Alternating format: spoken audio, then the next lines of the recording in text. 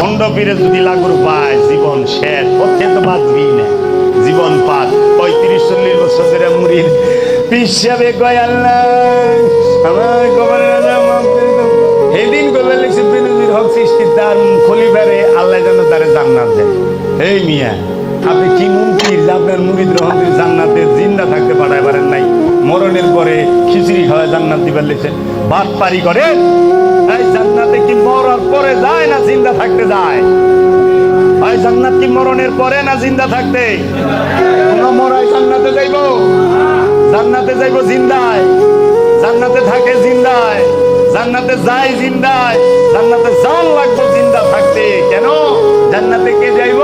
নফসে মুতমাইন্না, শান্ত নফস। ইচ্ছাই তো শেষ হয় নাই, 70 হুর মেসেজ করনি মুতমাইন করতে, ইচ্ছা তো রয়ে গেছে, শান্ত তো না।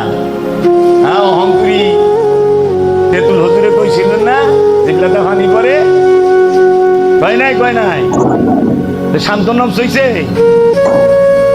আরে কান্দু সেরে নাচলো জিবলাটা ফানি বলবো না, কারণ নফস তো শান্ত।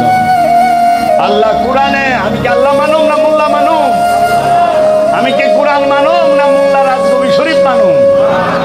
মানে মোল্লা শরীফ রাজকবি শরীফের থেকে তাহারা বলে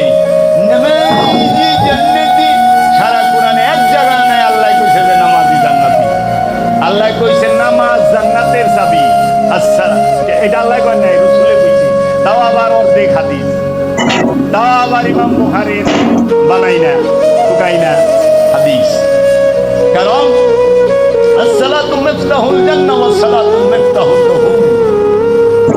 এই নামাজ বেহেশতের চাবি, আর নামাজের চাবি হচ্ছে পবিত্রতা। পবিত্র নামাজ বেহেশতের চাবি। নামাজি কইলে বেহেশতি না, নামাজি বেহেশতি না।